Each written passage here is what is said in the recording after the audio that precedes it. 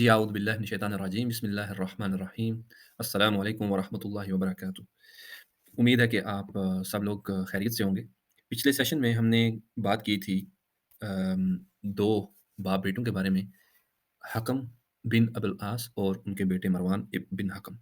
तो उसमें मैंने इशारतन बात की थी कि मरवान के कारनामों में एक कारनामा ये भी है कि उसने जंग जमल में जो हज़रत अली अलैहिस्सलाम और हज़रत आयशा के दरमियान हुई थी, उसमें उसने हज़रत तलहा को तीर मारकर कत्ल किया था। और उसकी वजह ये थी, एक तो वजह ये थी कि जंग लाज़मी हो, क्योंकि हज़रत तलहा जंग छोड़ के जा रहे थे। जब वो हज़रत अली के पास गए और हज़रत अली ने उनकी मलामत की और उनको याद दहानी कराई, तो वो जंग छोड़ के जा रहे थे, ये भी किताबों में आया है। तो मरवान इब्न अल-हकम जंग चाहता था, तो उसने उनको तीर मारा, जिससे वो बाद में कत्ल हो गए और जिनसे उनकी अ, उनकी उनकी वफ़ात का सबब बना। अब मरवान ने ऐसा क्यों किया, इसके पीछे एक बहुत लंबी दास्तान है। मरवान को अंदर से ये भी दुश्मनी थी कि हज़रत तलहा बिन उबैदुल्लाह, ये जो सहाबी थे, ये हज़रत उस्मान के काफ़ी ख़िलाफ़ थे।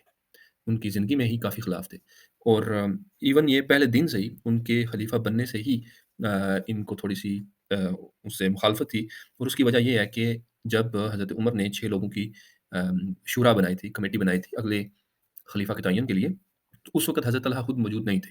तो मदीना में खुद मौजूद नहीं थे और इनके आने तक फ़ैसला हो चुका था, इनके आने तक ये फ़ैसला हो चुका था कि जो अगले तीसरे खलीफा होंगे हज़रत उमर के बाद, वो हज़रत उस्मान होंगे। और जब ये वापस आए तो उनको पता लगा, तो इन्होंने कहा कि मैं मेरा मेरा मशवरा इसमें क्यों नहीं लिया गया, और उन्होंने जो है हज़रत उस्मान को तस्लीम नहीं किया। बाद में साहबी के कहने पे उन्होंने हज़रत उस्मान को तस्लीम कर लिया।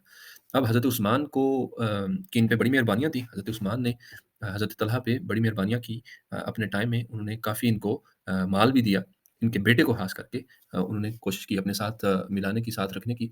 वो इसलिए भी ज़रूरी था क्योंकि शुरू में ये जो मामला हुआ था, इसमें उनका जो स्टांस है हज़रत उस्मान का, वो ज़रा तगड़ा हो जाए। तो हज़रत उस्मान ने हज़रत तलहा के बेटे को जिनका नाम मूसा था, उनको और फिर हज़रत तलहा को खुद भी मतलब 2 लाख दिनार भी दिए और कोशिश की कि ये इनके साथ मिले रहें।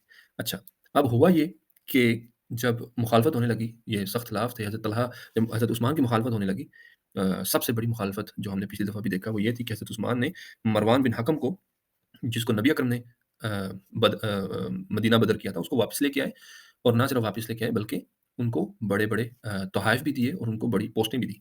और सबसे बड़ा मामला, अफ़्रीका का जो खुम्स आता था, जो अफ़्रीका से टैक्स आता था, उसमें उसमें से 5 लाख दिनार जो हैं, वो इन्होंने मरवान बिन हकम को दे दिए। तो ये एक बहुत बड़ा मामला था। इसको लेके सहाबा कराम मदीना के अंदर और बाहर जो दूसरे बनी उमैया के गवर्नर थे, मिस्र में, शाम में, और इवन मदीना में भी, वो बनु उमैया से थे और उन्होंने बड़ी तबाही उठाई हुई थी। इसको लेके सहाबा कराम भी हज़रत उस्मान के काफ़ी खिलाफ हो गए थे।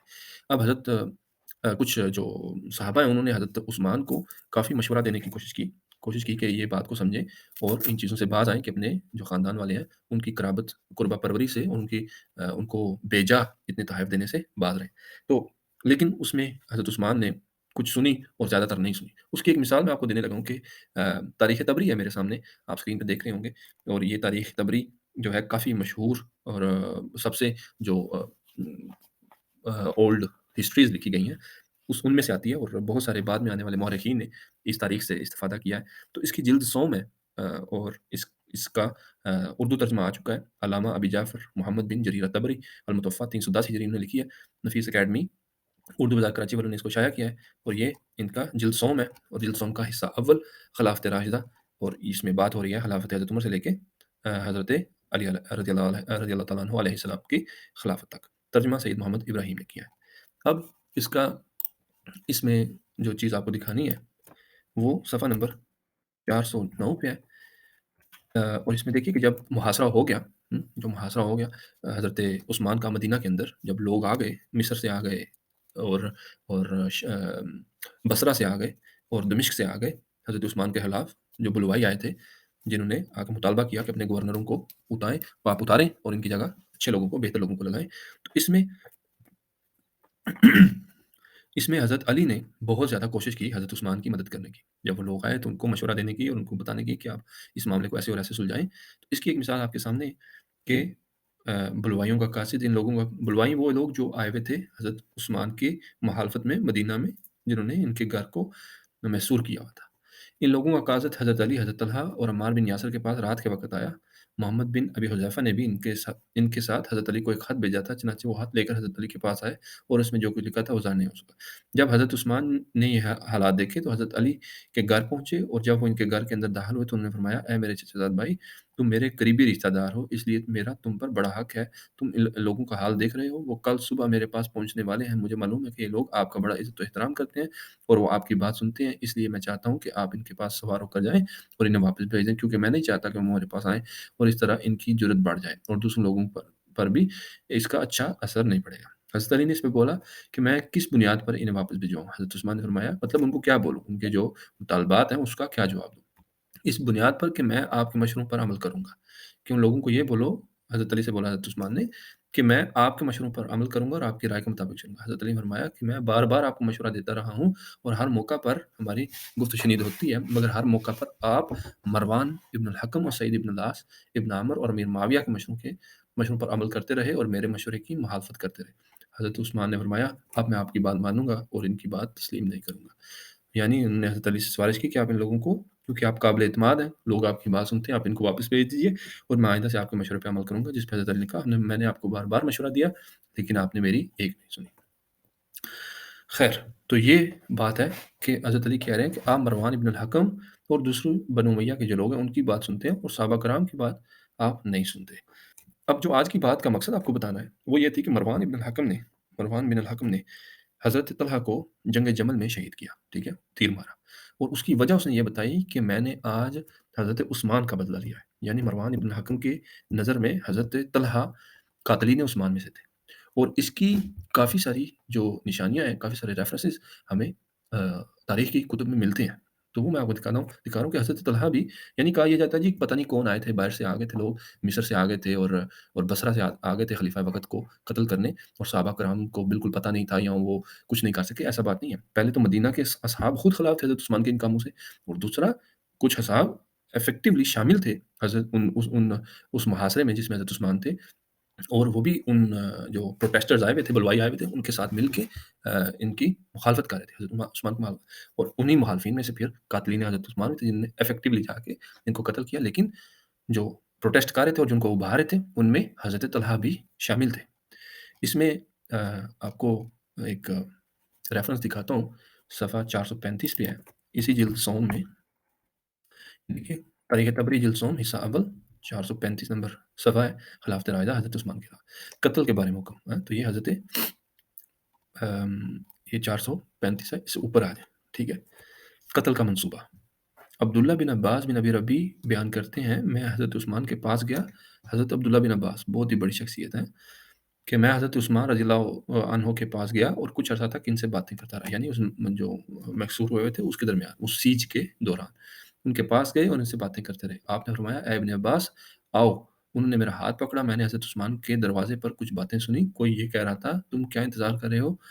कोई ये कह रहा था, "ठहरो, शायद वो रुजू करे।" यानी हज़रत उस्मान हज़रत अब्बास का हाथ पकड़ के दरवाज़े के अंदर, क्योंकि घर को तो उन्होंने मैसूर किया था, घर के अंदर हज़रत अब्बास को लेके कि आओ मैं तुम्हें बातें सुनाता हूँ। तलहा का हुक्म।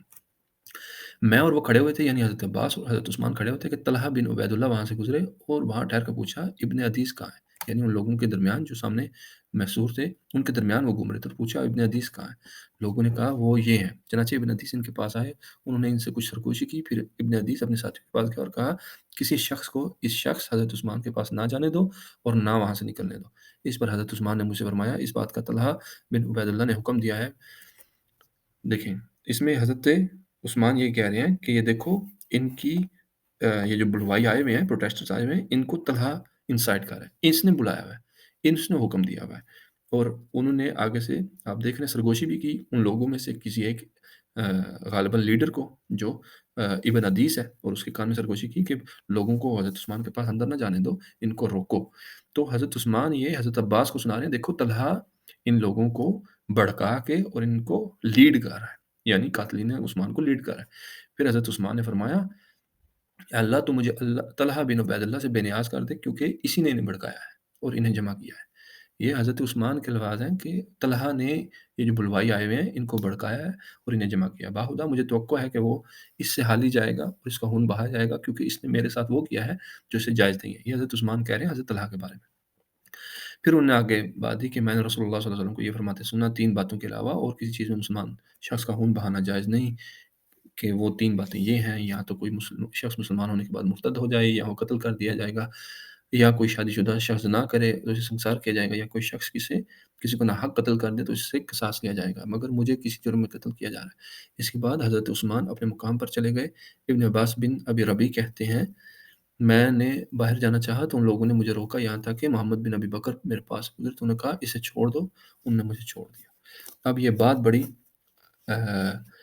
بڑی مطلب اسٹرانگ ہے کہ حضرت عثمان کی نظر میں طلحہ بن عبید اللہ ان کے بلوائیوں کے آنے میں اور ان کے بھڑکانے میں اور انہیں جمع کرنے میں سب سے آگے لیڈ کر رہے تھے۔ اور جو وہ پھر مروان بن حکم نے حضرت طلحہ کو جنگ جمل میں تیر مارا تھا اور جس سے وہ اس بعد میں قتل ہو گئے تھے، اس نے کہا تھا کہ آج میں نے حضرت عثمان کا بدلہ لے لیا۔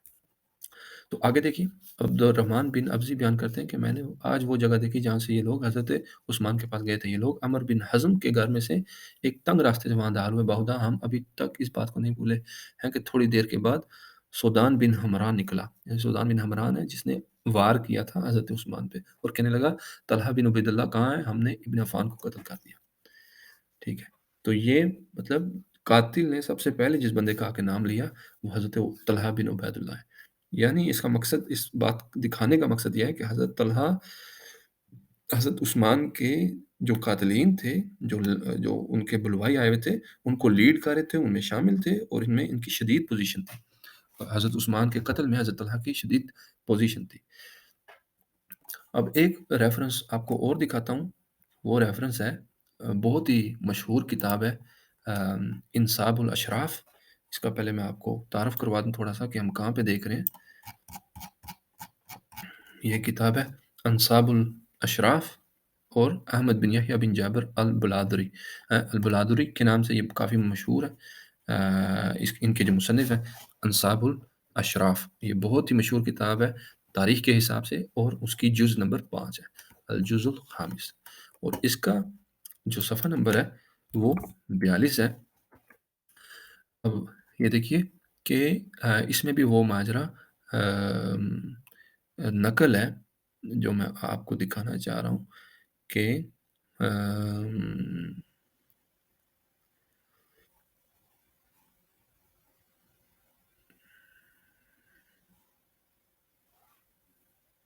دیکھیں کہ وہی جو سارے معاملات ہو رہے ہیں کہ وہ محصور تھے جب، تو اس میں انہوں نے کہا کہ نماز کے وقت آئے اور فقام طلحہ الی عثمان فکلمہ بکلام شدید، کہ یعنی حضرت جب نماز ہو رہی تھی یا نماز ہو چکی تو حضرت طلحہ کھڑے ہوئے اور انہوں نے حضرت عثمان کی شدید مخالفت کی۔ ٹھیک ہے، شدید مخالفت کی، اور یہ بلادری جو ہے اپنے انصاب الاشراف میں بھی اس کو نقل کریں۔ یہ پورا واقعہ پڑھنے کے قابل ہے کہ ان لوگوں کا ذکر جنہوں نے حضرت عثمان کا انکار کیا یا ان کے خلاف جو بغاوت ہوئی اس کو لے کے، اور یہ آپ دے رہے ہیں کہ ان کا شدید ان کے خلاف ایک موقف تھا۔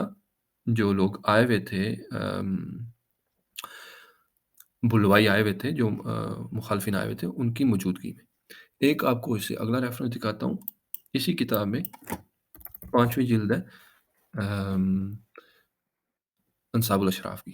اچھا، اب اس میں دیکھیے گا کہ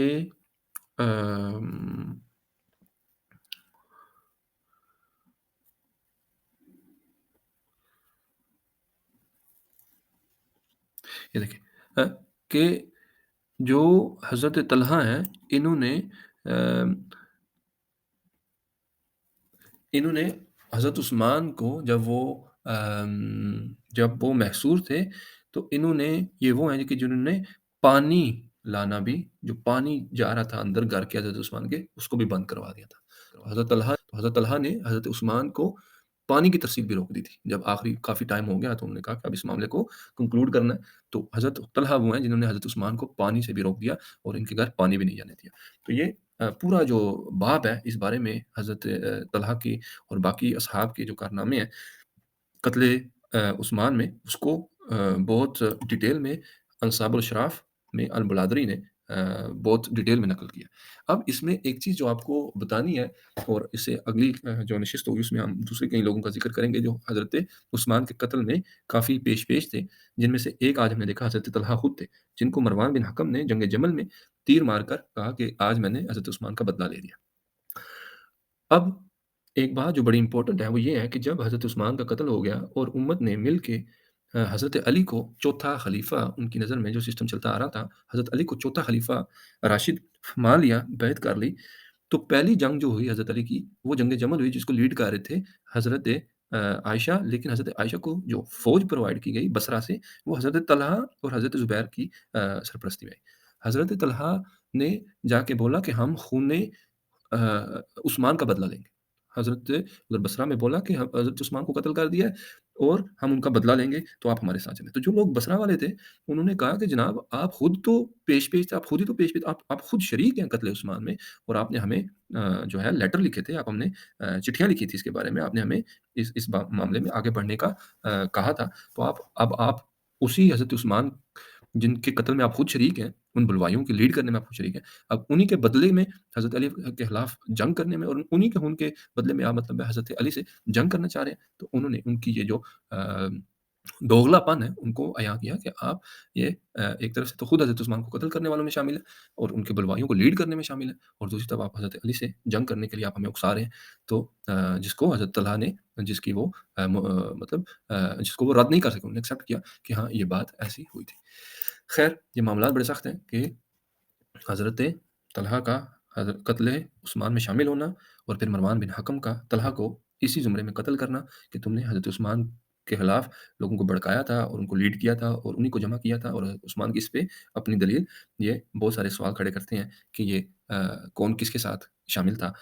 एक बात तो फिर आया है कि हज़रत अली ने कोशिश की और उन्होंने इन हज़रत उस्मान को मशवरा भी दिया, फ़िज़िकली भी इनको डिफेंड करते रहे ताकि मदीना में कोई खून-खराबा नहीं हो। लेकिन हज़रत उस्मान ने कुछ ऐसे लोगों को जिसको नबी ने मदीना बदर किया था, ऐसी पोज़ीशनें दी, ऐसी मराआत दी, ऐसे इनाम दिए कि असहाब भी नाखुश थे और बाकी जो उम्मत थी, मुस्लिमीन थे दूसरे सूबों में, वो भी इनसे नाखुश थे, जिनकी वजह से वो इकट्ठे हुए और सहाबा और बुलवाइयों ने मिल के जो है हज़रत उस्मान की तनकीद भी की और आखिरकार हज़रत उस्मान कत्ल हो गए।